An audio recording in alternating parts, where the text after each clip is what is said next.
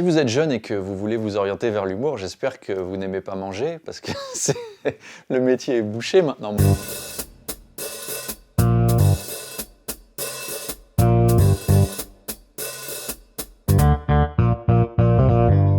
Alors, j'ai toujours voulu faire humoriste, moi. Quand j'étais petit, j'écoutais des cassettes audio de sketch dans la voiture et j'ai voulu reproduire ça.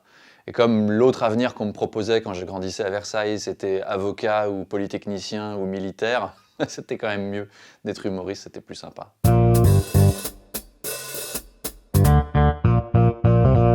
Le métier d'humoriste, c'est poser un regard sur le monde et essayer de rigoler avec ça.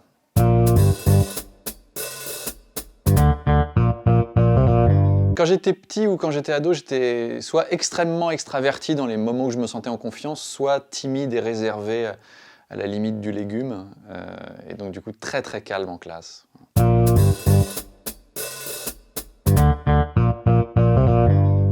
Non, il n'y a pas de journée type, je me lève et je te bouscule et après je regarde ce qui s'est passé dans l'actu et je vois si je peux en faire des sketchs. Et après c'est l'inspiration qui décide s'il y a journée ou non en fait.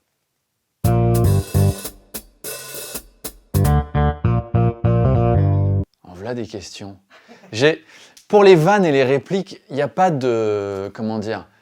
Il y a une muse qui vous passe au-dessus de la tête et qui vous largue un truc. Enfin, il n'y a pas de méthode, il n'y a pas de technique. On est inspiré et puis ça vient tout seul, ça fait boum. Et on a un truc où on sèche pendant des heures sur une page blanche. Moi, j'ai la chance d'écrire pour de la radio depuis entre 10 et 15 ans.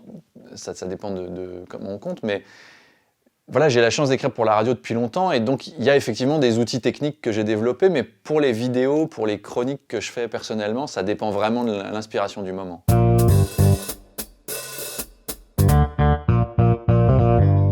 Ah, c'est l'actu principalement, et puis c'est aussi ce que les gens disent sur Internet. Quand je vois qu'ils s'engueulent sur un sujet, en général, j'ai envie de rejoindre la bagarre, quoi. C'est comme dans le village d'Astérix. Dès qu'on voit qu'il y a une baston à coups de poisson, on a envie d'y aller.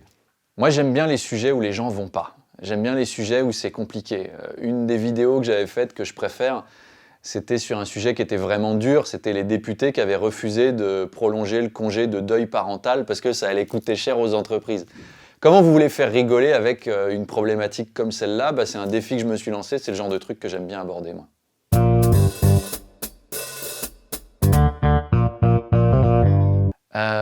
Si vous êtes jeune et que vous voulez vous orienter vers l'humour, j'espère que vous n'aimez pas manger, parce que le métier est bouché maintenant. Moi, j'ai eu la chance d'arriver il y a longtemps, donc j'ai fait mon trou, mais... Ce que je vous conseille, c'est d'assumer qui vous êtes et de comprendre pourquoi vous êtes sur scène. On n'est pas sur scène par hasard, on est sur scène parce qu'on a envie de dire quelque chose, et si vous avez vraiment un message à transmettre, voilà, vous y arriverez. Mais il ne faut pas faire de l'humour parce qu'on a envie d'être connu ou ce genre de truc.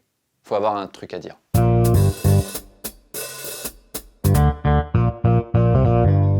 La crise sanitaire, de toute façon, on a été obligé de se réinventer à coups de fouet parce que c'était évoluer ou mourir, comme les salles étaient fermées. Donc moi, ça m'a appris à aller sur Internet et à m'adresser aux gens autrement et peut-être à être plus à l'écoute.